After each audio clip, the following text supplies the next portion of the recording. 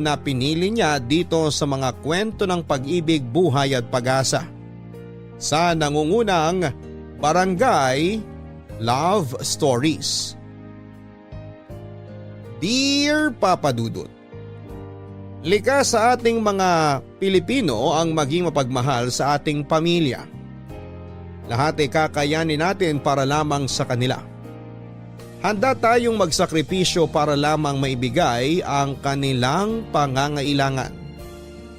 Dahil ang pagmamahal para sa kanila ay palaging magbibigay ng lakas sa atin para magpatuloy at magpakatatag sa buhay. Hello sa inyo Papa Dudut at sa mga kabarangay nating nakikinig ngayong tanghali. Itago nyo na lamang po ako sa pangalang Ina. 34 years old. Sa ngayon ay nagtatrabaho dito sa Maynila bilang receptionist sa isang hotel. Hindi rin talaga madali para sa akin ang gawin itong sulat ngayon dahil bahagi ito ng buhay ko na matagal ko nang gustong kalimutan. At sana'y maging daan ang gagawin kong ito para kahit papaano ay maisarado ko na ang bangungot na ito ng buhay ko. Para na rin maprotektahan ang pribado kong buhay. Napakarami pong impormasyon ang sadya kong binago at hindi po binanggit dahil na rin sa pagkasensitibo nitong kwento na ibabahagi ko ngayon. Maaga kaming naulila ng kapatid kong si Ate Camille sa tatay namin Papa Dudut. Si nanay naman ay namatay nang nasa first year college ako at third year ang ate ko. Tinamaan kasi siya ng ligaw na bala noong nag-celebrate kami ng bagong taon. Kaya naman kaming dalawa na lamang halos talaga ang magkasama ng kapatid ko. Pareho kaming nag-working student dahil pangarap namin ang makapagtapos ng pag-aaral. Pero nang nasa 4th year na siya ay pinagtapat niya sa akin na nagdadalang tao siya. At ayaw siyang panagutan ng tatay ng baby niya. Nag-decide siya na huminto sa pag-aaral at pumirmi na lamang sa bahay dahil naging sensitibo rin ang pagbubuntis niya. At pagkatapos niya ngang manganak ay naging sakitin na siya at mahina ang pangangatawan. Kaya naman hindi na rin siya nagtrabaho at ako na lamang ang naghanap buhay para kay ate at sa pamangking kong si Berna Papa Dudut.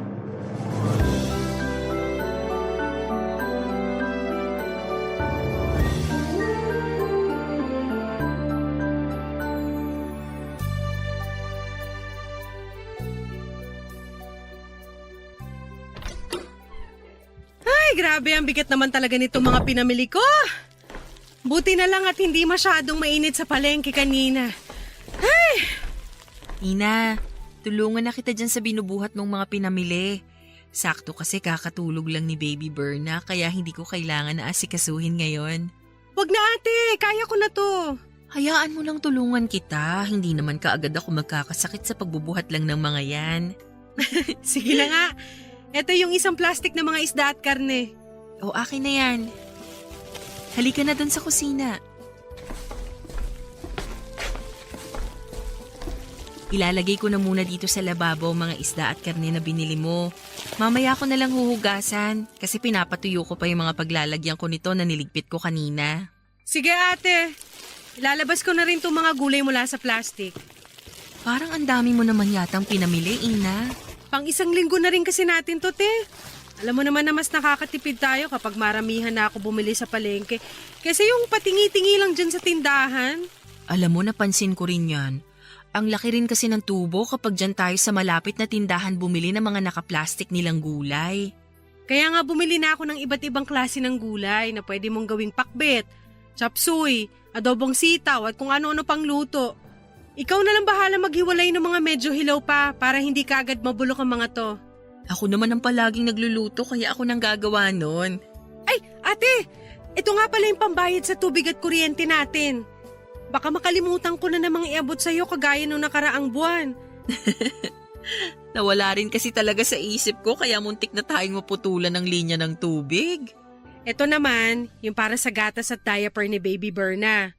May vitamins pa naman siya, di ba? Oo, meron pa. Pang 2 linggo pa yung vitamins niya dyan. Okay, sa susunod na linggo makukuha ko naman yung incentive ko kaya makakabili na ako ng mga vitamins niya. Ito namang natira para sa allowance ko papunta sa trabaho sa mga susunod na araw.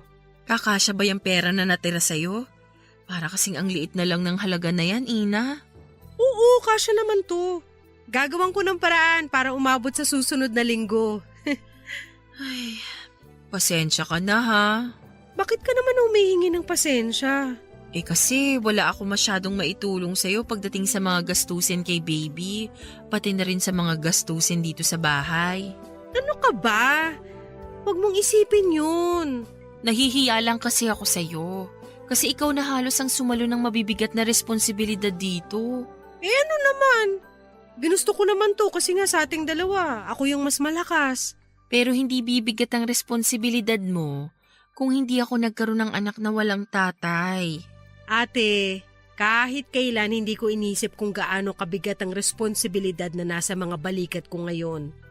Ang nasa isip ko lang palagi, ginagawa ko to kasi pamilya ko kayo.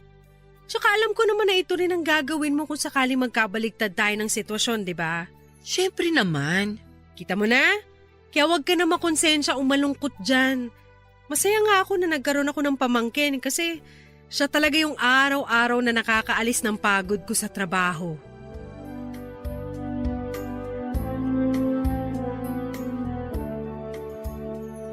Papadudot na hirapan din talaga ako sa sitwasyon na meron ako noon pero syempre hindi ko yon pinapakita. Kahit 3 lang naman kami sa bahay ay hindi biro ang maging breadwinner. Si Ate Camille naman ay gumagawa rin ng paraan kahit papaano para kumita siya ng pera. Naglagay siya ng maliit na lamesa sa harap ng bahay namin.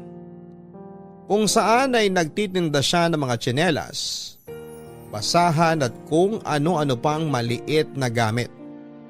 Kaya lang maliit lang din talaga ang kinikita niya, Papa Dudut. Pero ayoko naman siyang sisihin dahil hindi niya kasalanan kung naging mahina ang katawan niya pagkatapos niyang manganak. Wala na rin kaming naging balita pa sa ex-boyfriend niyang nakabuntis sa kanya, Papa Dudut. Tuluyan na talagang tinakasan ng lalaking yon ang responsibilidad niya kay Ate Camille at Berna. Responsibilidad na ako ang sumalo. Dahil wala naman akong ibang pagpipilian. Pamilya ko sila at ayokong mapasama sila o maghirap kahit pwede ko naman silang tulungan. Basta gagawin ko ang lahat para manatili kaming magkasama bilang isang pamilya, Papa Dudut.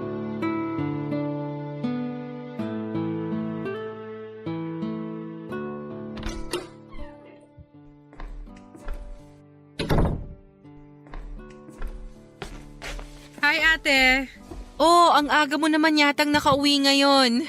Wala na rin kasing bumibili sa bake shop kanina. Kaya nagsara na lang kami ng maaga. Dapat nag-text ka na mapapaaga ka ng uwi para nagluto na ako kaagad kanina. Ayos lang ate. Hindi pa naman ako masyadong gutom eh. Magtitimpla na lang muna ako ng kape rito. Okay, may tinapay pa naman dyan kung gusto mo na makakain na magaan sa tiyan. Kape na lang, ayos na sa akin to. Ay oo nga pala, nabalitaan mo ba yung nangyari dun sa dalagitang anak ng kapitbahay natin? Yung nagtitinda ng gulay dyan sa may malapit sa sakayan ng jeep? Sino sa 3 anak niya? Yung dalagitang medyo maputi? Oo, siya nga. Wala naman ako nabalitaan tungkol sa dalagitan na yon. Ano nangyari? 2 araw na kasing nawawala yung dalagitan na yun. Akala pa nung nanay, nakipagtanan sa boyfriend kasi nga napagalitan bago mawala. Lumabas daw yung dalagitan ng bahay ng 10 oras ng gabi. Ay, saglit lang at ilalagay ko lang tong sitaw dito sa niluluto kong pakbet. Grabe talaga mga kabataan ngayon. Mapagalitan lang ng konti, naglalayas na kaagad. Hay nako, sinabi mo pa. Kaya lang, nakakalungkot yung nangyari dun sa dalagita. Ha? Bakit? Ano ba nangyari sa kanya? Kasi nga nang puntahan ng nanay yung bahay ng boyfriend, nalaman niya na wala pala dun ang anak niya. Hala! Saan daw sa mga barkada niya? Wala rin. Kaya nga ni-report na nila sa barangay. Tapos kahapon lang nung bumili ako ng toyo, may nakita ako na nagkukumpulan ng mga tao dun sa may bakanting lote na puro tambak ng basura ang nakalagay. Nakiusyoso ako saglit at nagulat ako na may mga pulis na nakatayo doon. Tapos narinig ko sa mga nandun na may umaalingasaw daw kasi doon na masangsang na amoy. Ayun, nakita na nga doon yung bangkay ng dalagita na hubot-hubad tapos wala ng buhay. Hala, grabe! Kawawa naman yung dalagita na yun.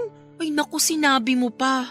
Kawawa din yung nanay niya kasi panganay na anak niya yun. Naku, kaya ikaw, palagi kang mag-iingat sa biyahe mo ha. Lalo na at minsan, 10 oras ka na rin ng gabi nakakauwi. Matanda naman ako, ate. Kaya hindi mo na ako kailangang alalahanin pa. Ano ka ba? Iba pa rin yung nag-iingat lalo na at babae ka pa. Alam ko naman yun. Kaya nga hindi ako masyadong kumakausap ng mga hindi ko naman talaga kilala. Mabuti naman. Kasi hindi mo na talaga alam kung sino pa ang pwede mong pagkatiwalaan sa panahon ngayon.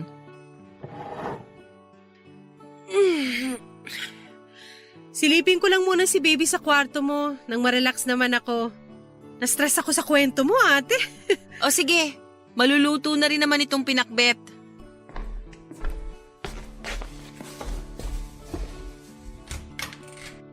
Baby Berna! Kamusta ka na dyan sa crib mo? Cute-cute mo naman talaga, oh. Teka, bakit parang ampula ng balat mo? Ang dami mong rashes! Tsaka, ay, Ina, grabe! gusto mo ba naman Naapoy timpla ka ko ng ng juice? lagnat! Tapos na rin kasi akong Ate, inaapoy ng lagnat si Baby Berna! Sa tingin ko kailangan na natin siyang dalhin sa ospital! Ha? Teka, patingin nga. Diyos ko, ang init nga niya. Hindi naman siya ganito kainit kanina. Ayusin mo na yung mga gamit niya! Dadalhin natin siya sa ospital ngayon na!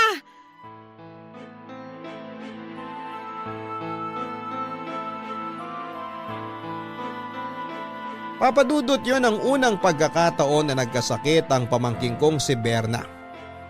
Gusto ko na nga ring maiyak noon dahil sa kaba na nararamdaman ko pero pinigilan ko lamang. Ayoko kasi na pareho kaming mag-iyakan noon ni Ate Camille.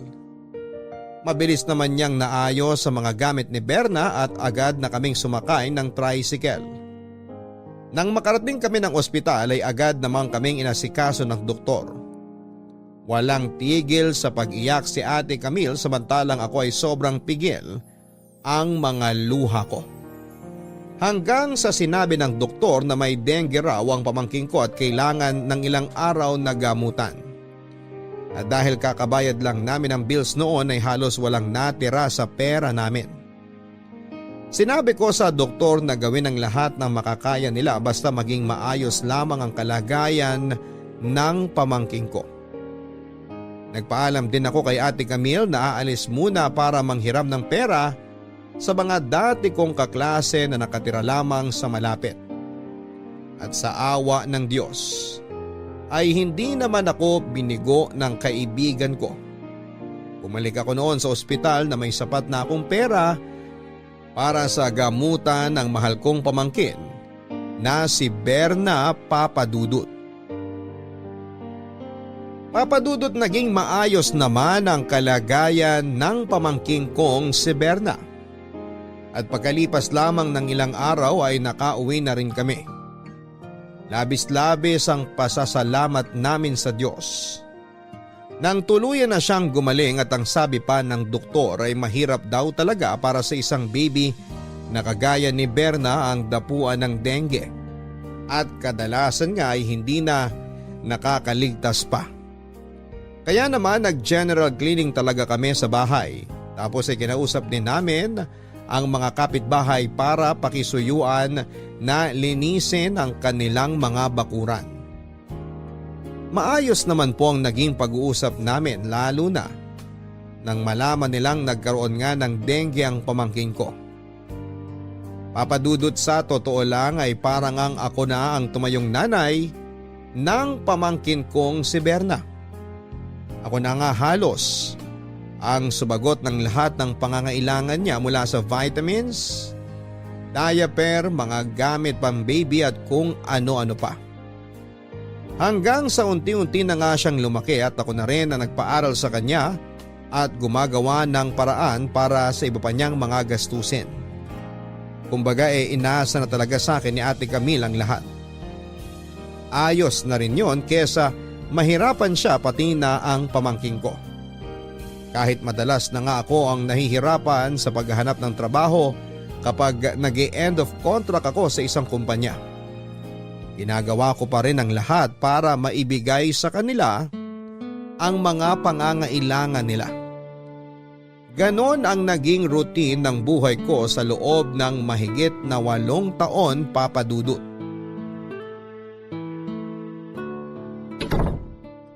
Oh, ate, may lakad ka? Oo, may pupuntahan lang ako dyan sa malapit. Saang malapit? Dyan lang kina Aling Cora. Maniningil lang ako dun sa mga tsinelas na kinuha niya sa akin. Ganun ba? Mabuti na lang pala nakauwi na ako kasi walang kasama si Berna sa bahay. Saglit lang din naman ako lalabas. Ikaw na munang bahala kay Berna, ha? Sige ate, ingat ka. Salamat. Uwi din ako kagad. Bye!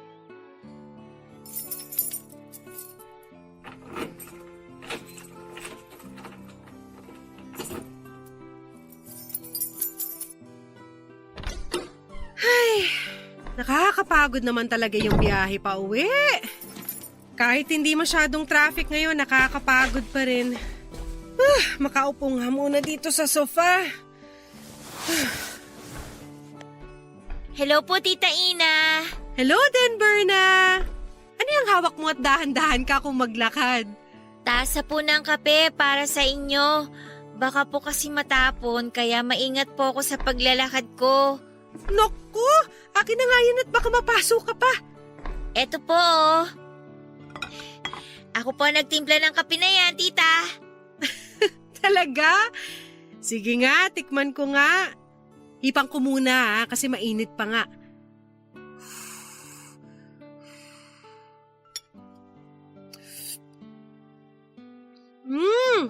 Ang sarap Sakto ang timpla nito para sa mapait na lasa na gusto ko. Yay! Buti po nagustuhan nyo. Ay, teka, may tinapay nga rin po pala kayo. Inipit ko po muna dito sa likod ko para hindi ako mahirapan dalhin ng kape na yan. Eto po, tita. Salamat. Talagang nakahanda ng merienda ko, Narinig ko po kasi ang boses nyo nakausap si mama kanina sa labas ng bahay. Kaya po nagmadali ako na magtimpla ng kape. Kala ko nga po hindi kayo masasarapan eh. Basta timpla ng pamangkin ko, hindi pwedeng hindi maging masarap. Payakap nga ako nang mawala naman ng pagod ko. Sige po, tita. Yayakapin ko po kayo na mahigpit kagaya nito. Ang sarap naman talaga yumakap sa pamangkin ko. Kaya ikaw ang paborito ko sa lahat eh. Si tita talaga napaka-joker. Ako lang naman po ang pamangkin nyo kaya ako lang talaga magiging paborito nyo. Ay, oo nga. Wala na nga pala akong ibang pamangkin. Ang luma na po ng joke nyo pero nakakatawa pa rin, tita. Tita, gusto nyo po ba na masahihin ko yung noon nyo? O sige, sasandal na ako dito sa sofa para hindi ka mahirapan sa pagmamasahe sa akin. Okay po, tita. Ito po, mamasahihin ko na po yung noon nyo. Yan. Okay po ba, tita? Ang sarap naman ng ginagawa mong pagmamasahe, Berna. Saan ka ba natuto magmasahe ng ganyan? Nagpaturo po kasi ako sa kapitbahay natin ng manghihilot. Nanay po yun ang kaklase ko. Ang sabi ko po sa kanya, gusto ko matutong magmasahe. Para kapag pagod po kayo galing sa trabaho, marirelax po kayo kahit papano kapag minasahe ko na kayo, tita. Papa Dudut, maswerte ako kasi lumaking mabait at malambing ang pamangking kong si Berna. Doon ko nararamdaman na lahat ng sakripisyong ginagawa ko ay nasusuklian lalo na kapag niyayakap niya ako. Hindi rin kasi biro yung naging trabaho ko ng mga panahon na yon. 2 oras ang biyahe papunta sa trabaho at pauwi sa bahay at araw-araw ko yung ginagawa. Yon ang unang regular na trabaho na meron ako kaya hindi ko rin talaga kaagad na binitawan. Nagbebenta kami ng mga encyclopedia sa tinatawagan naming customer kaya nakaka-stress din talaga. May oras pa na nade-drain ako at bigla na lamang maiiyak habang nasa loob ako ng bus at nagbabiyahe pa uwi. Ang daming bagay ang pumapasok noon sa isipan ko. Bakit kailangan na maging ganon kabigat ang responsibilidad ko sa buhay? Bakit ako ang kailangan na sumalo ng lahat? Bakit parang pinaparusahan ako sa kasalanan na hindi ko alam kung ano? Pero sa tuwing nakakauwi na ako ng bahay ay sasalubungin ng yakap at halik ng pamangking ko ay nawawala ang mga ganong iniisip ko. Lahat po ay napapalitan ng mga kasagutan na ginagawa ko ang mga yon dahil mahal ko sila ni Ate Papa Dudut.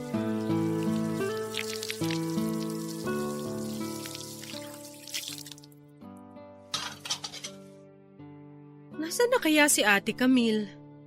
Ang text niya kanina pauwi na siya pero wala pa rin siya rito sa bahay. Tita, tapos na po ako magpunas ng mesa.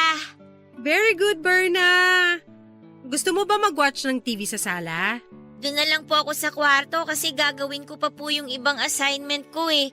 Hindi ko pa po kasi natapos kanina. Okay, sige. Matatapos na rin ako dito sa pagliligpit ko. Tawagin mo na lang ako kapag kailangan mo ng tulong sa mga assignment mo, ha? Opo, tita. Tawagan ko nga si Ate Camille pagkatapos ko rito sa ginagawa ko. Oh, siya na yata yung pumasok. Magpunas na nga muna ako ng kamay at masilip siya.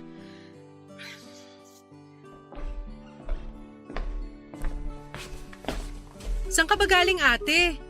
Tapos na kami maghapunan ni Berna tapos ngayon ka lang… Teka, umiiyak ka ba? Hindi. Hindi raw pero namumula na yung ilong mo. Hindi talaga ako umiiyak. Ano ba talagang nangyari? Sabihin mo na sa akin. Wala, ayos lang ako.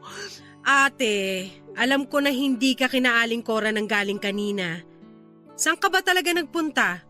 Diyan lang sa malapit. Saan nga yung malapit? Sino ba talaga yung pinuntahan mo? Teka, humarap ka nga sa akin. Oh, ano to? Bakit namumula tong kanang pisngi mo? Pasato ah! Wala nga lang yan, Ina. At bakit may pasa ka rin dito sa braso mo? Sabihin mo nga sa akin, sino ba talaga pinuntahan mo kanina? Ina. Ate, please! Huwag ka na magsinungaling. Sabihin mo na sa akin kung ano ang totoo. Sino ba talagang pinuntahan mo? Si Peter. Si Peter?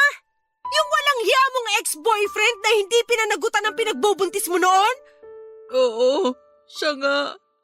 Nabalitaan ko kasi na umuwi na raw siya sa bahay nila kaya pumunta ako doon. Bakit mo naman ginawa yun? Kasi gusto ko siyang makita. Gusto kong malaman niya na buhay pa rin hanggang ngayon ang anak namin. Pero para saan pa? Iniwan ka na nga niya dati nung nagbubuntis ka, di ba? Oo, pero karapatan pa rin niyang makilala ang anak ko. At karapatan ko rin na makatanggap ng sustento mula sa kanya kahit may iba na siyang pamilya. Sustento ba talaga ang dahilan kung bakit mo siya pinuntahan o siya mismo? Pareho. Kaya lang, may bago na siyang kinakasama at may mga anak na rin sila. Tapos, pilit pa niya akong ipinagtabuyan nang banggitin ko si Berna sa kanya. Kaya may pasa ka dyan sa pisngi at braso mo? Oo. Akala ko kasi matutuwa siya kapag narinig niyang tungkol kay Berna pero hindi pala. Ayaw niya ring magbigay ng sustento kasi hindi naman daw niya anak yung bata. Hanggang sasampalin niya ako at pilit na itulak paalis sa bahay nila. Napakawalang niya talaga ng lalaking yan. Ipapabarangay ko talaga siya, makikita niya. Huwag ka nang umiyak, ate. Huwag ka mag-alala. Hindi ko naman kayo pababayaan kahit ano pa mangyari. Andito lang ako para sa inyo ni Berna.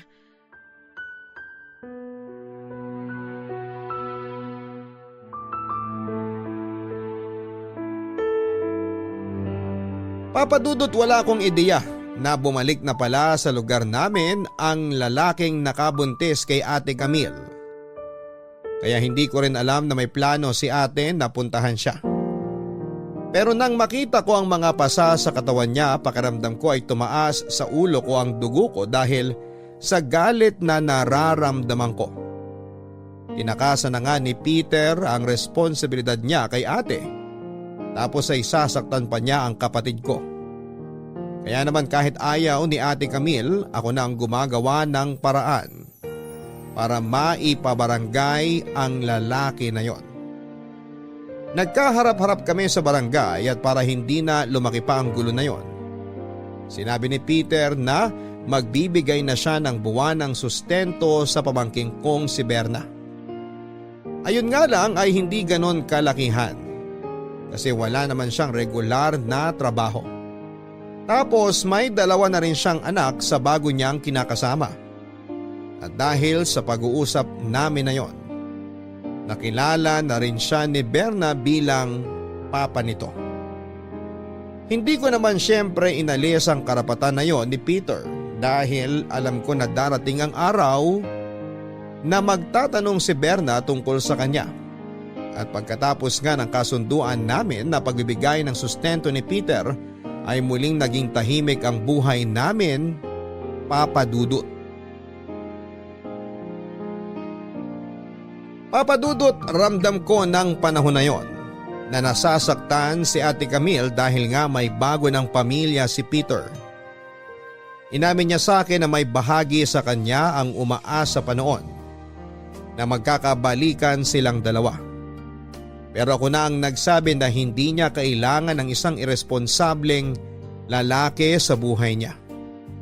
Kalimutan na niya ang anumang nararamdaman niya para kay Peter at mag-focus na lamang sa anak niyang si Berna.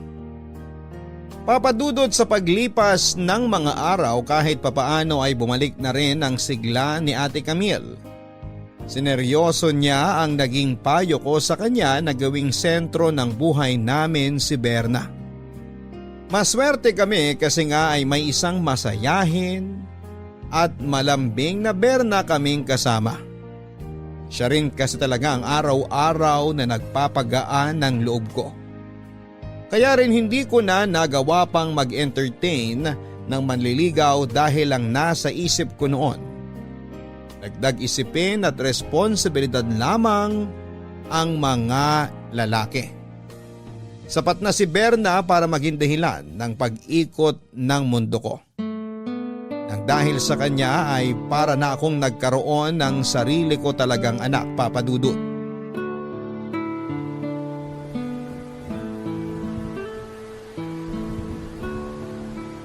Buisit naman na bus yun. Nagkat pa ng biyahe.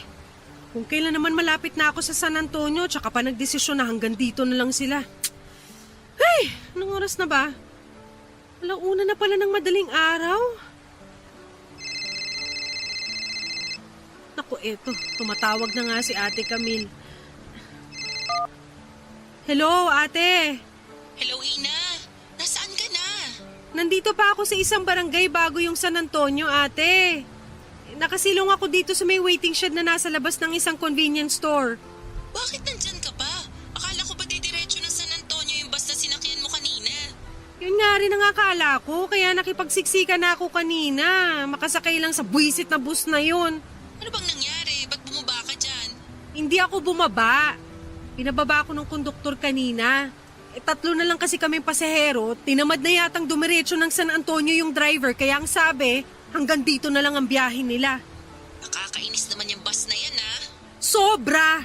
Alam mo yung 3 oras na nga kaming stuck sa traffic kanina dahil dito sa malakas na ulan, tapos hindi pa dumiretso sa San Antonio yung bus. Pagod na nga ako sa ilang oras na pagtayo ko kanina bago maubos ang mga pasahero, tapos pahihirapan pa ako pa uwi. Paano ka dyan babiyahe pa uwi dito sa atin? Madaling araw na. May masasakyan ka pa bang jeep o bus dyan? Wala nga ako makita na kahit isang jeep dito, ate. May bagyo kasi kaya mag-uuwian talaga ng maaga ang mga driver ngayon. Ang mabuti pa, magpalipas ka muna ng oras dyan sa convenience store. Bukas naman yan, di ba? Oo, bukas. Pero Dito na nga ako nakatambay ngayon sa may waiting shed sa labas. Sigurado kasi na malamig sa loob ng store dahil sa aircon nila. Tsaka gusto ko na rin talagang makauwi. Magpalipas ka na lang muna ng oras dyan sa loob ng convenience store. Baka may mangyari pa sa'yong masama dyan sa labas. Hintayin mo nang humina ang ulan, saka ka na bumiyahe pa uwi kapag may nakita kang jeep. Bahala na ate. Gusto ko na kasi talaga makauwi para makatulog na ako. Buti na lang at wala akong pasok bukas sa trabaho. Kaya nga wag mong madaliin ang pagbiyahe mo, baka mapasama ka pa. Makakapagpahinga ka rin naman ng mahaba-haba kapag nakauwi ka na dito mamaya sa bahay. Sige ate, tawagan na lang kita mamaya kapag may nakita na akong jeep na babiyahe. Okay, mag-iingat ka ha. Bye!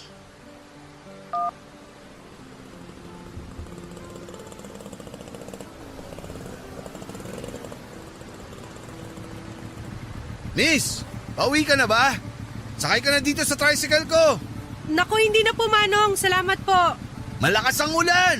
Wala ka nang makikitang bumabiyahe na jeep ngayon. Mamaya pang alas 5 ng umaga babiyahe mga yon. Hindi na po talaga. Ayos lang naman po ako dito. Pa San Antonio ka, di ba? Narinig ko na sinabi mo yun sa kausap mo sa cellphone. Sakto, kasi doon din ang uwi ko. Pauwi din po kayo doon? Oo, taga doon ako, kaya lang sa dulong purok. Kaya sumabay ka na sa akin. Kasi isang barangay lang naman ang uuwian natin. Huwag kang mag-alala. Hindi kita sisinginin ng mahal na pamasahe. Sige po, sasakay na po ako sa tricycle niyo.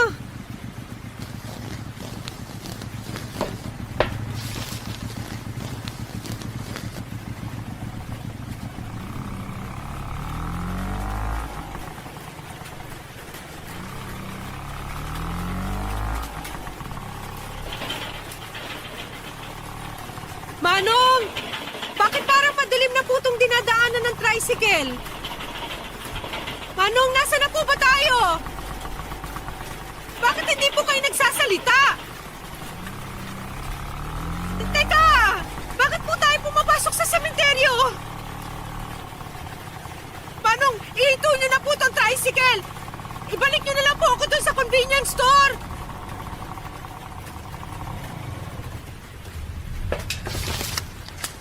Tatakbo ako papunta ron.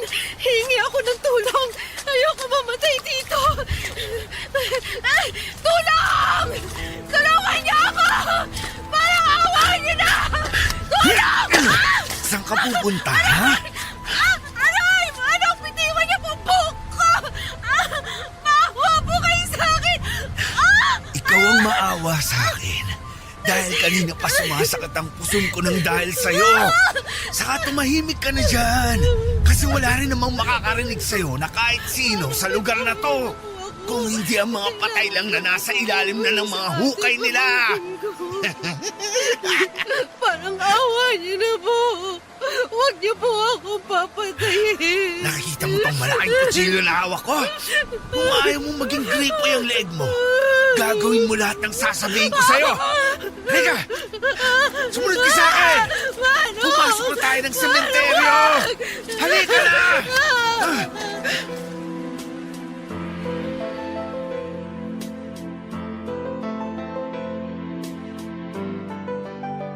Papadudot, napakadilim talaga sa lugar na dinadaanan ng tricycle kaya hindi ko kaagad na aninag na maling kalsada na pala ang kinakaroonan ko.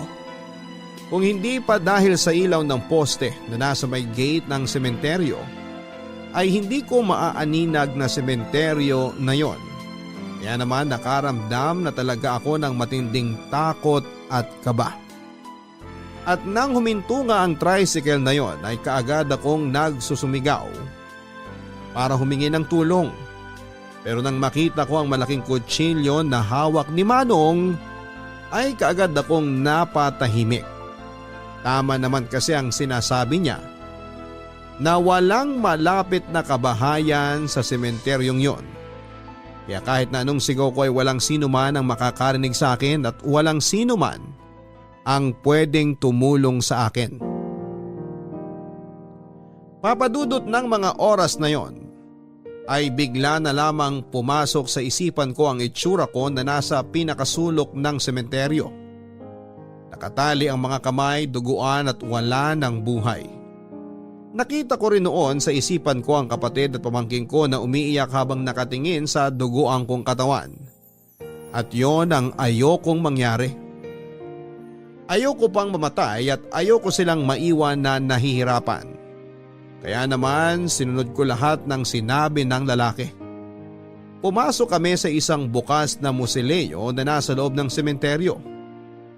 At doon ay pinagsamantalahan niya ako ng ilang oras. Pagkatapos niyang gawin sa akin ang kahayupan na yon ay kinuha niya ang wallet ko at iniwanan ako sa sementeryo. Mabuti na lamang at may natira pang barya sa bulsa ng bag ko, kaya nagawa ko pang makauwi ng bahay namin. Gulat na gulat si Ate Camille nang mapagbuksan niya ako ng pinto ng bahay Papa Dudut.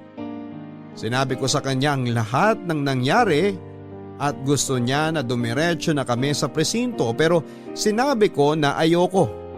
Pinagbantaan kasi ako ng tricycle driver na papatayin niya ako kapag nagsumbong ako sa mga pulis. Hindi raw siya titigil na hanapin ako hanggang sa magawan niya ako ng masama. Kaya dahil sa takot na nararamdaman ko, ilang araw din akong hindi nakapasok sa trabaho, Papa Dudut.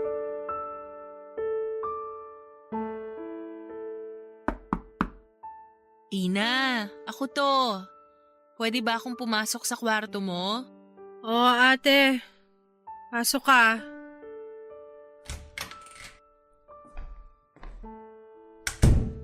May dala akong sopas at monay dito. O ilalapag ko na dito sa mesa ha. Wala akong ganang kumain. Ina, kailangan mo namang galawin to kasi ilang araw ka nang walang masyadong kinakain. So wala nga akong ganang kumain, anong magagawa ko? Pero hindi mo pwedeng pabayaan na manghina yung katawan mo. O tumawag nga pala yung isang katrabaho mo sa akin. Anong sabi niya? Kinukumusta ka niya, ang sabi ko. Masama pa rin ang pakiramdam mo dahil sa trangkaso. Tinatanong na raw kasi ng supervisor nyo kung kailan ka makakabalik sa trabaho. Hindi mo rin daw kasi sinasagot ang mga tawag nila. Tatawagan ko na lang sila mamaya. Ako nang bahalang magpaliwanag sa kanila. Teka, may inuwi nga palang bibingka si Berna para sa'yo. Nakalimutan kong isama dito sa tray mo ng pagkain. Sandali, kukunin ko lang ha. Wag na. Hindi ko rin naman kasi kakainin yun. Ina, kahit yung bibingka na lang na galing kay Berna ang kainin mo. Ayoko nga. Bakit ba ang kulit mo? Ay, sige, pasensya na. Ina, naisip ko lang na ilang araw na rin ang nakalipas mula nang may masamang mangyari sa'yo. Dapat siguro, pumunta na tayo sa pulis para magsampa ng kaso o report laban sa taong nagsamantala sa'yo. Ate, napag-usapan na natin to, di ba? At ang sabi ko sa'yo, hindi ko gagawin yan. Pero alam mo na yun ang kailangan mong gawin. Hindi mo pwedeng basta na lang hayaan na makalayang walang hiyang lalaki na yun. Talaga ba, ate? Pag-uusapan na naman natin to. Kung natatakot ka sa lalaki na yon, labanan mong takot na yan. Ang sabi mo nga, di ba? Hindi mo kami pababayaan ni Berna. Ganon din kami sa'yo. Hindi ka namin pababayaan. Kaya huwag kang matakot na ipakulong yung tricycle driver na yon. Hindi naman kasi yun ang dahilan kung bakit ayoko magsumbong sa mga pulis. Hindi talaga ako natatakot sa walang niyang yon. Kung ganon, bakit ayaw mo pang magsumbong sa mga pulis? Dahil nahihiya ako. Anong ibig mong sabihin? Nahihiya ako na malaman ng ibang tao na napagsamantalahan ako. Nahihiya ako sa kung anong pwede nilang sabihin at isipin tungkol sa akin. Ina, hindi ikaw ang dapat na mahiya. Biktima ka dito. Kaya dapat na ipaglaban mo ang katarungan na para sa sarili mo. Pero ayoko ang gumawa ng kahit na anong hakbang para sa buwisit na katarungan na yan. Ayoko malaman ng ibang tao nangyari sa akin. Ayoko pag-usapan nila ako. Pero Ina… Tama na, ate! Buo na talaga ang desisyon ko. At wala na makakapagbabago nun. Gusto ko na rin magpahinga kaya please, lumabas ka na!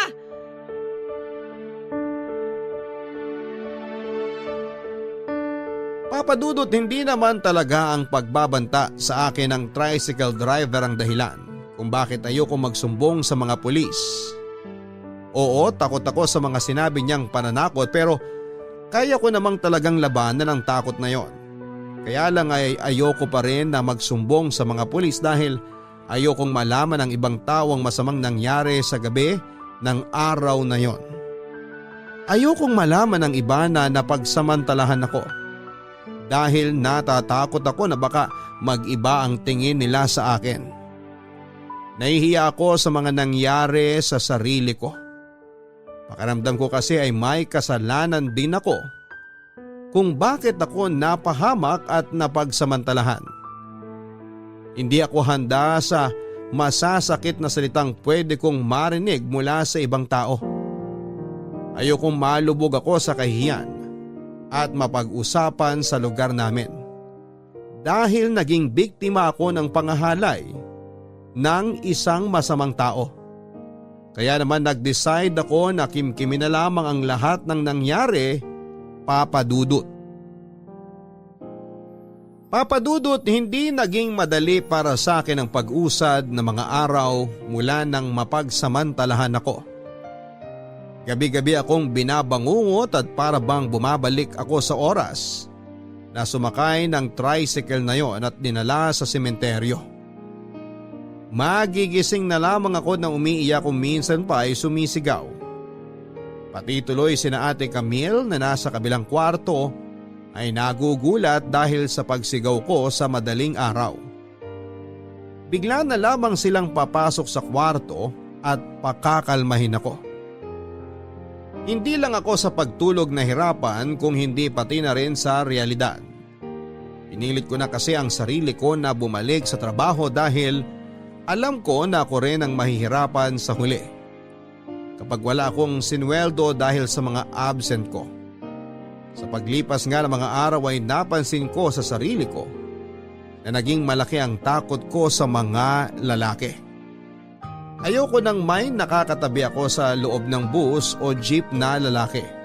Kagad akong tumatayo o kaya ay lumilipat ng upuan. Naging magugulatin din ako at paranoid talaga.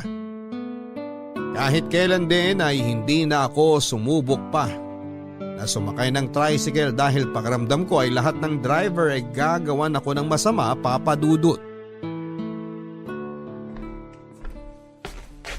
Tita, andito po pala kayo sa sala. Mainit kasi dun sa loob ng kwarto ko kaya pumunta ako rito. Sakto po, kasi dadaling ko dapat tong tray na may juice at puto bumbong sa kwarto nyo. Para sa akin yan? Opo, hinanda ko po talaga to para sa inyo, tita. Okay, sige. Ilagay mo na lang dyan sa lamesa, mamaya ko na lang kakainin. Meron din po palang kutsinta sa kusina. Binili po ni Mama sa naglalako kanina. Gusto niyo po ba kunin ko at sama ko dito sa puto bumbong ninyo? Hindi na. Busog pa rin naman ako kaya baka hindi ko rin makain yun. Grabe ang init talaga kahit nakatutok na sa akin ng electric fan. Ipikit ko na nga lang muna ang mga mata ko. Tita, gusto niyo po ba masahihin ko ulo niyo? Wag na, ayos lang ako. Pero ang sabi niyo po dati, gumagaan po yung pakiramdam niyo kapag minamasahe ko po kayo. Baka po mas ma-relax kayo kapag ginawa ko po yun. Hindi na nga. Pipikit na lang ako at baka makaidlip na rin ako kahit paano. Ayos na yun sa akin kasi. Ano ba yan? Tita, sorry po. Nagulat ko po yata kayo sa biglang paghawak ko sa noo niyo. Gusto ko lang naman po kasing masahihin ang ulo niyo Sinabi ko na nga na ayoko, di ba? Bakit ang kulit mo? Kasi po, gusto ko lang po kayong ma-relax, tita. Nakita mo ba na na-relax ako nang hawakan mo ang noo ko? Di ba hindi? Sorry po, tita. Sorry. Ang sabihin mo, mahina lang yung utak mo kaya hindi mo naiintindihan ang sagot ko kanina. Sinabi ko na nga na ayoko, di ba? Tapos lapit ka pa na lapit sa akin. Pasensya na po talaga. Huwag ka nang humingi ng pasensya. Sa susunod, susundin mo lahat ng sinasabi ko para hindi ka nagmumukhang boba. Ano bang nangyayari dito? Bakit ka sumisigaw, Ina? At ba't umiiyak tong si Berna? Sorry po, tita. Ano na naman bang ginawa mo dun sa bata, Ina? Ang kulit kasi ng anak mo! Ayaw maintindihin yung mga sinasabi ko sa kanya. Ina, alam ko naman na hanggang ngayon, hindi pa rin magaan yung pakiramdam mo dahil sa nangyari. Wala kang alam! Wala kayong alam! Hindi nyo alam ang pakiramdam na wala naman akong kasalanan, pero parang pinaparusahan ako ng Diyos! Ginawa ko naman lahat para maging mabuting tao ako. Ginawa ko lahat para maging mabuting kapatid at tita ako. Pero bakit kailangan na mangyari ito sa akin? Bakit kailangan na maparusahan ako ng ganito? Hindi ka parusahan tong nangyayari sa'yo, Ina. Oo, hindi madali itong pinagdadaanan mo ngayon. Pero wag mong isipin na pinaparusahan ka ng Diyos. Eh ano pala to? Ha? Walang kamatay na pagsubok na naman? Grabe naman talaga, Ate Camille. Ako na lang ba ang tao dito sa mundo kaya parang sa akin na lang binabagsak ang mga buwisit na pagsubok na to? Huwag ka nga magsalita ng ganyan. Alam mo naman na lahat ng to may dahilan. Mahirap man intindihin ngayon. Pero ang kailangan natin magpakatatag. At please lang, kung ano man ang galit na nararamdaman mo dyan sa dibdib mo, huwag mong ibuntun yun sa mga taong nasa paligid mo, Ina.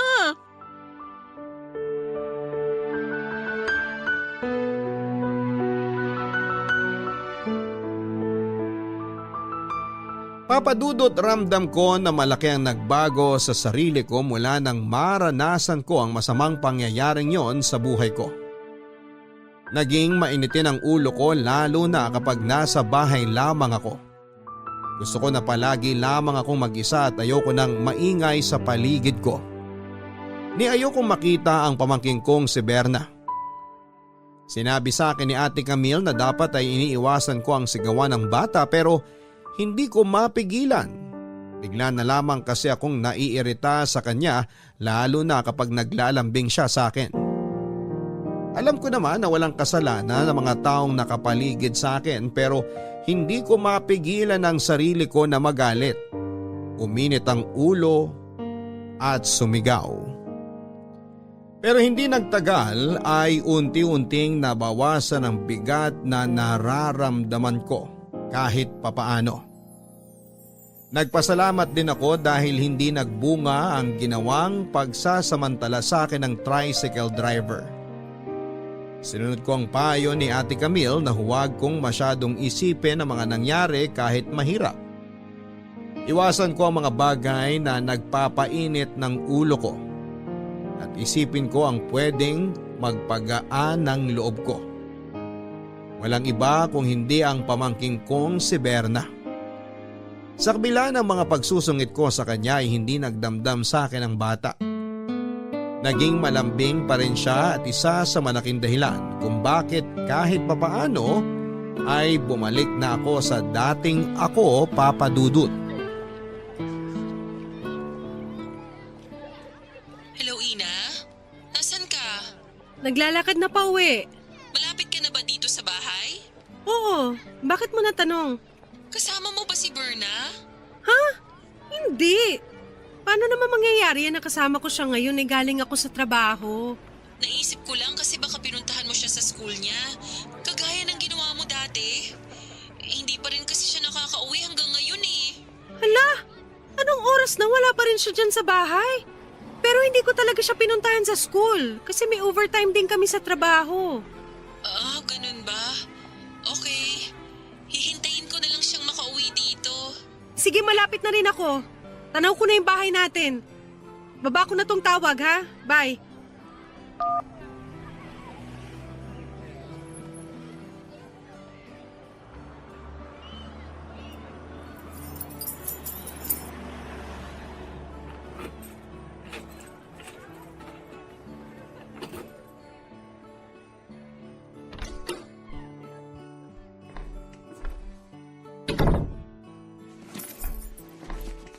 Ano ate? May balita ka na kung nasan si Berna? Wala pa eh. Nag-aalala na nga ako. Teka lang, kausapin ko lang tong tinatawagan ko. Hello, Mare. Nandyan ba sa inyo ang anak ko? Si Berna? Oo, wala pa kasi siya dito sa bahay namin. Wala siya dyan. Nagbabakasakali lang ako kasi magkaklase sila ng panganay mo. Siya, sige, salamat. Bye. Wala rin siya dun sa bahay ng isang kaklase niya. Baka naman nandun lang siya sa ibang kapitbahay natin. Pinagtanong mo na ba? Oo. Lumabas na ako saglit kanina para magtanong-tanong pero hindi ko pa rin siya nahanap. Kahit dun sa tindahan ng mga fishball at kikiam? Di ba dun siya madalas na tumatambay kasi dun nakatira yung isang kaklase niya? Nanggaling ka na ba ron? Baka nakatulog si Berna dun sa kanila kaya hindi ka agad nakauwi. Nanggaling na rin ako sa kanila, Ina. Wala rin si Berna sa bahay na yun. Saan pa ba pwedeng pumunta si Berna? Ewan ko, hindi ko alam. Nag-aalala na nga ako kasi 7:00 na ng gabi pero wala pa rin siya dito sa bahay. Ate, kumalma ka lang. Paano ako kakalmay? Anong oras na? Baka naman kasi napadaan lang si Berna sa bahay ng isang kaklase niya. Tapos nakatulog na nga siya doon. Ina, alam mo naman na hindi gala ang batang yon. Mas lalong hindi niya ugaling pumunta sa ibang bahay nang hindi nagpapaalam kanino man sa ating dalawa. Oo, alam ko naman yun. Sinusubukan lang naman kitang pakalmahin. Tao po! May Ina! kumakatok. Camille! Parang Nandyan boses ba ni kayo? Kapitan yun ah. Tao Baka po! kasama na niya si Berna.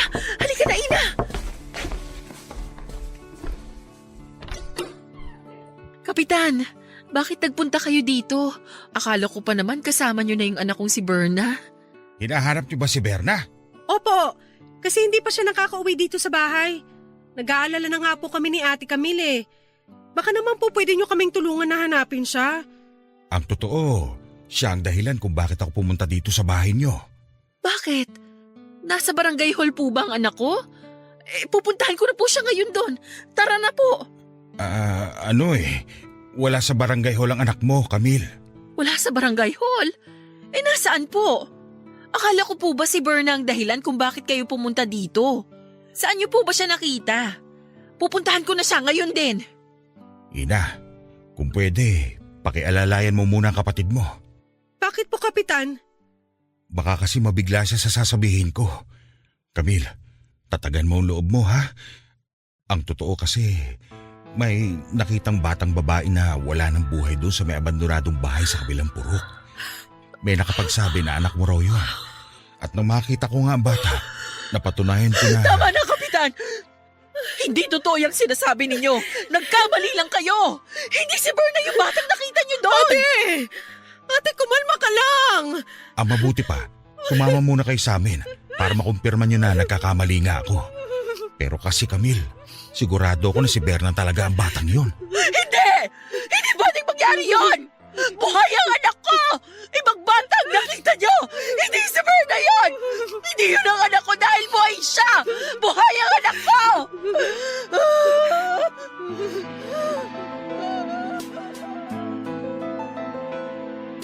Papadudot halos panawa ng ulirad si Ate Camille dahil sa sinabi ni Kapitan. Mabuti na lang at nagising din siya kaagad kaya naman sabay na kaming umalis ng bahay. May dumating ding ibang kapitbahay namin noon at tinulungan niya akong alalayan si Ate Camille sa paglalakad hanggang sa makarating kami sa sinasabing lugar ni Kapitan.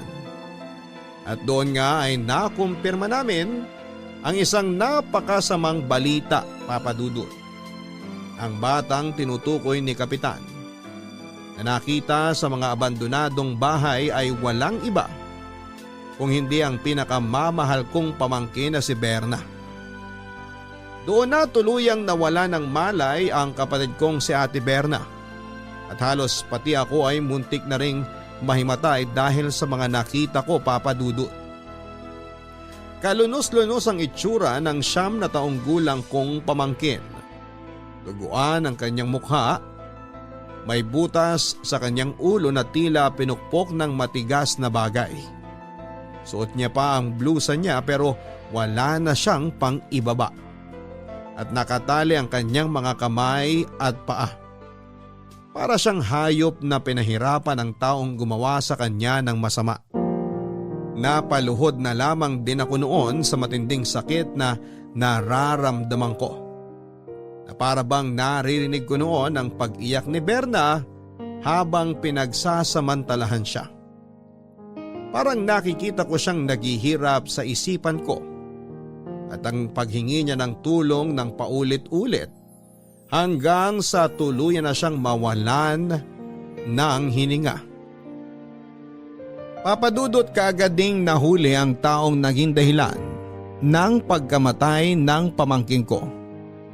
Dahil may CCTV footage na nakuha na malapit sa abandonadong bahay kung saan ay nakita si Berna. Namukaan din siya ng isang taga sa amin at kaagad na naituro ang kanyang kinakaroonan na nasa kabilang bayan lamang at hindi ako makapaniwala nang makaharap namin siya sa presinto. Halos manginig ang buong katawan ko sa galit at kaagad kong sinugod ang lalaking humalay at pumaslang sa pamangking ko. Triple ang galit na naramdaman ko noon dahil siya rin po ang tricycle driver na humalay sa akin sa loob ng sementeryo. Pinagsasampal ko siya, kinalmot at sinabunutan hanggang sa ilayo na ako sa kanya ng mga pulis. Si Ate Camille ay wala nang ibang nagawa kung hindi ang sumigaw at umiyak na lamang ng panahon na yon.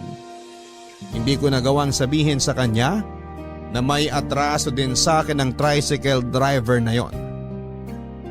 Papadudot ilang araw lang ang lumipas nang mabalitaan namin na nakatakas sa bilangguan ng demonyong lalaki na humalay sa akin at pumaslang sa pamangking ko. Pero kinabukasan din ay nakita na lamang siyang patay kasama ang isang lalaki na tumakas din sa bilangguan. Para sa akin ay sobrang babaw ng kamatayan na nangyari sa kanya. Hindi yon sapat para sa naging kasalanan niya sa amin ng pamilya ko. At sa kabila ng mga pangyayaring yon ay pinigilan ko pa rin ang sarili ko na ipagsigawan na siya rin ng lalaki nagsamantala sa akin. At hindi ko pa rin yon sinabi kay Ate Camille. Ako lang ang nakakaalam na ang lalaking pumaslang sa pinakamamahal kong pamangkin ay ang siya ring humalay sa akin. Pero grabe ang pag-iyak ko ng panahon na yon, Papa Dudut. Grabe rin ang pagsisisi ko dahil sa nangyari. Palagi kong naiisip na paano kung sinunod ko ang sinabi ni Ate Camille. Paano kung nagsumbong ako sa mga pulis? Paano kung hindi ako natakot? Paano kung hindi ko inisip ang sasabihin ng ibang tao? Mangyayari kaya ang kapahamakan na yon kay Berna? Makakasama pa rin kaya namin siya ngayon? Halos 8 taon na rin ang nakakalipas mula nang mangyari ang lahat ng ito sa buhay ko, Papa Dudut. Nag-decide akong umalis sa lugar namin, parte na rin ang proseso ng pag-usad ko sa masalimuot na pangyayaring yon sa buhay ko. Nagpapadala na lamang ako ng pera sa probinsya para kay Ate Camille, pero wala pa rin akong lakas ng loob para sabihin sa kanya ang katotohanan. Natatakot ako na tuluyan niya akong kamuhian dahil tinago ko yon at pwedeng sisihin niya rin ako dahil sa nangyari kay Berna. Kaya naman hanggang ngayon ay sinusundan pa rin ako ng bangungot ng nakaraan. Nagigising ako sa madaling araw na basa ng luha ang magkabila kong pisngi. Kasunod ang paghagulhol ko. Dala ko pa rin ang pagsisisi dahil sa mga nangyari at sana ay dumating ang araw na unti-unti nang mapatawad ang sarili ko. Salamat po, Papa Dudut, sa pagbabasa ng sulat ko na dito ko na rin po tinatapos. Ang inyong forever kapuso at kabarangay, Ina. Maraming salamat, Ina, sa pagbigay ng oras na maibahagi itong kwento mo dito sa aming programa na Barangay Love Stories. Salamat sa binigay mong tiwala dahil hindi biro ang mga pinagdaanan mo sa parteng ito ng buhay mo. At sigurado ako na hindi rin naging madali para sa iyo. Nabalikan ang parteng ito ng buhay mo pero nagawa mo para makapagbahagi ng kwento at aral sa ating mga kabarangay. Aral na sana ay matuto tayong labanan ng takot at Hanapin ang katarungan na para sa ating sarili. Hindi tayo dapat na nagpapadala sa sinasabi o pwedeng sabihin ng ibang tao dahil walang ibang mas mahalaga kung hindi ang katarungan na makukuha natin dahil sa masamang pangyayari na naganap sa buhay natin.